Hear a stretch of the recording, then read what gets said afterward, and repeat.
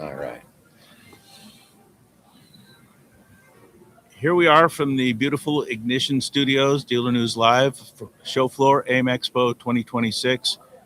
Max, what's going on? Hey, Robin, how's it going, man? Thanks for having me on here. It's been a wild couple of months, at least for me. But how about yourself? It's been a busy 3 days. Yeah, you're almost done, finally. Yeah. Sorry to make you keep turning your head this way. That's all right. It's going to be painful. You did get done. You turned around the store. I The did. cool thing was your office and for the turnaround was your former bedroom. That's how personal this store turnaround gets. Yeah, no kidding. How do you distance yourself from working out of your former bedroom to being a professional and actually changing Oh my gosh. the dealership culture? That is, wow, that's a loaded, we jumped right into the middle of it.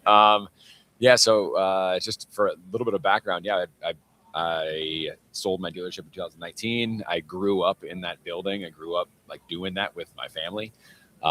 We sold it in 19. It was going out of business by June of 2025. And that's where my partner, Danny French, and I stepped in and tried to take back over a literal sinking ship. It was surprising. You know, before we started, we had this plan, this perfectly laid out plan of exactly what we're going to do and exactly how we're going to execute it. And it pretty quickly turned sideways. You know, the general manager who was there when we came in to say, hey, we're going to come in and help out. Here's the plan. Here's what we're going to do. We're hoping you can help us execute it. We talked to her about that. And at the same time, she gave her 2-week notice. and it's like, all right, well, I guess we're doing this instead. And then the service advisor gave his notice on the first day. I had to, one thing I couldn't put in writing before, but maybe I can share now, had to fire half the staff because they were smoking weed while they were there. Man, we started the store at 11, 12 employees at the very beginning when everything was really starting to crumble. By the time we were done with week 2, I think we had 4 employees left. And so it was me and my partner, Danny, just right back in the swirl. So I guess the answer is anxiety inducing. It was really anxiety inducing. So in the best of times, yep, we can never find good techs. Oh, yeah. How do you do it when you lost 3/4 of the staff? And you know, we had one technician who was really good tech, had been around for a while. And what was interesting is, you know, he's the guy who wanted to be there and wanted to continue to grow, but everything around him was crumbling. Like he was like the one guy that was still trying to make a holdout of it all. And he saw us come back in and was excited to see it happen, but could still see that the rest of the team wasn't really bought in. And so when we lost everybody, we went down to one technician, no service advisors. I mean, it was like incredibly skeleton crew.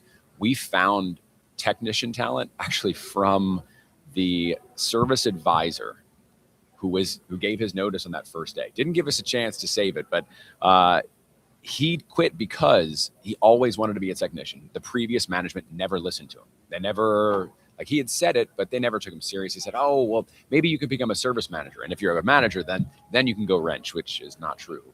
But they never really listened to where he wanted to go and made that happen. So ultimately he jumped ship so he could go do it somewhere else. And that guy he knew what we were doing. He knew the processes, he knew the products, and he was excited about being a tech. So once he started to see what we're actually doing, and we started doing like physical renovations and big clean outs and cleaning out old inventory, once he started seeing that stuff happen and getting excited about it, then he asked to come back. But as a tech, his dream, it comes true. Yep, awesome. And he came back and he's been phenomenal. So we really lucked out with that. But one step forward, then 2 steps back. Yeah. It didn't the building flood out right after like week 3? Yeah. It was actually right after we found our new general manager, because there's this whole moment of we started thinking we got to turn the place around and save it. But we hadn't thought far enough ahead to say, once we save it, who runs it? Like, because we're just going to give it right back to the same team that crashed it before. So we needed to find good leadership. So I hired the right guy, a friend of mine who I've known for a long time, got him in that position. And in his very first week, it flooded the shop, like roof off of the building, rained into the dealership. And I sort of turned to him then and was like, all right, you can still back out right now. Like, you don't have to do this. So he still said yes. We cleaned up again because it was just over and over. We cleaned up again and made it work. So, yeah, thankfully. So would you do this again? And would you do it for somebody else? It's a great question. You know, I feel like it was really tough, but it was the most rewarding thing that I've done in this industry. I mean, I've been in my whole life, but it was incredibly rewarding. And yeah, we've actually now we took our plan and our formula and have now kind of boiled it down into a 30-day intensive, this thing we call immersion. So now any store, we will walk them through that entire process. We'll do all the planning for it, like along with them. We'll do the numbers, the analysis for them.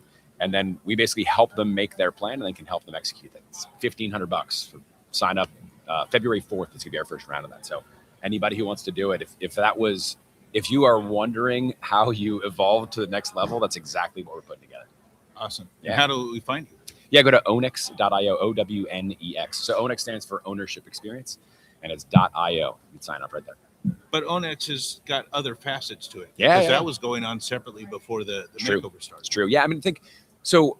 What we've been doing with Ownex and we started in 2022, was we were studying customer life cycles, identifying what created loyalty and how much profitability is generated through customer loyalty. So, like, what does a store need to do to build a better base and get customers coming back in? You know. And so we had built all these tools and software and solutions to like simplify that process. But you know what's interesting? It doesn't matter what incredible tools you have. The tools are so capable of improving these stores. But if you can't create change on the floor and get the employees to actually do it, and nothing against them, it's just hard to do the job right now. So to introduce a new idea and a change is really tough. So we were having trouble trying to get that into the store because there wasn't enough proof that this was actually going to move the needle. Once they started doing it, they could see it, but it was hard to get that initial jump. So the turnaround has really shown that this process actually does really, really work. And now, so that piece is still there. All the tools and the software that we build to improve process and improve the customer experience, we still have those. And those are what we use when we're helping these stores turn around to put into place. And instead of just saying, here's a tool, good luck, we actually help train it in, we explain how it works, we make them a part of the development of it so it's more tailored to that particular store. Good.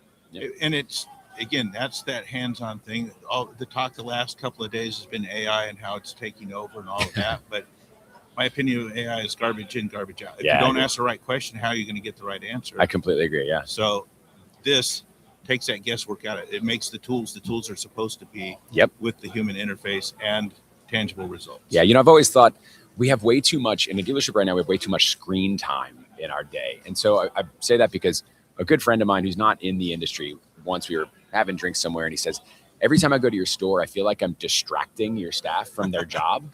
You know, they're just staring at screens the whole time. And I walk in and I'm like, oh, sorry, if you have a moment, I'd like to talk about motorcycles. And so that was, at first I felt defensive. I was like, well, my team has a lot of work to do. You know, it's like really hard to build a repair order. But in reality, his experience suffered because of that. And that's been kind of the beginning of all of this, is to say, okay, what do we need to do to make the experience when my friend comes in, or when any of our customers come in, consider all of them friends, when they come in, how do I make sure that we can spend more time looking them in the eyes, getting to know them, making them feel comfortable, and less time doing all the little checking things in, making sure the parts are in the right spot. Like, that's where AI, if you're talking AI, that's where AI comes in. It needs to make the employee's job easier so the employee can make more relationships. People time. Yeah. And so that's what we're building. And, you know, nobody knows what that looks like yet. And so our entire thing is about saying, we know the direction that it's going. We know the experience we want to create, and we're going to start heading in that direction. And if you want to do it with us, do immersion. If you want to just listen along, we launched the Dealer Lab podcast because we're trying all sorts of new creative ideas. If you've got an idea of how something should work, let's give it a shot and let's talk about it. Let's talk about what worked and what didn't. Let's show the numbers of how it actually affected it. Because, you know, there are some incredibly creative companies out here. There's some really creative dealers that I've talked to of really cool things they're doing. But when only one dealer does it, it doesn't affect the industry. It doesn't really make the customer experience across the whole country or across, you know, the world any better. What we need to do is start sharing these ideas and make it a larger part of the conversation for everybody. And that's what we're trying to do, is kind of broadcast this evolution that we think is coming. So in the old analog days, that's what the Dealernews Top 100 program was on. It was just peer review and they get it. And disseminate it through the magazine. They digested it their own way, and they focused on what they wanted because that guy did that. Yeah. It was great. I just haven't figured out how to capture that magic in a digital age and have quite the impact that it did. Yeah. And we won't do it unless it's right. Yeah, of course. Well, the need's there, and everybody has their level of tolerance for change. Yeah, so of course. I'm well change aware is of hard. that. Yeah, it is really hard. And even like, I am not going to, I'm the best at it. That's for sure. It was hard. Every day was incredibly frustrating, difficult, and really hard to do. But we eventually got things to change. And we're still, to this day, we're not running that store anymore, but our offices and the podcast studio, everything is above it. So we are still on a daily basis involved in overseeing it, literally overseeing it. Yeah. That's kind of like we're doing the training and the instruction and building the tools. And so we're still every day in that struggle of change, which I think is nice because the dealers that we work with and that we're helping along the way, we know exactly that same struggle. Like, oh yes, these things, when we make something, make a tool or a new process, it has to make the job easier for that employee if they're going to even consider doing it. If it adds more work, if it makes it more complicated, there is no hope for that thing actually continuing, and you're just going to piss off your staff. So our whole strategy has been, okay, simplify every single thing as much as we possibly can so that they think about only the customer and the customer's experience. You mentioned the podcasts are still in that office. Mm-hmm. Is that on Spotify or YouTube or a separate channel? All of them. It's on Spotify. So it's video as well. So on YouTube and on Spotify, you can watch it on video. And then it's also on Apple Podcasts. So yeah, find it there. And the podcast is called the Dealer Lab Podcast. So you get it. Awesome. Yeah. Thanks for having me. Yeah. Great talking with you.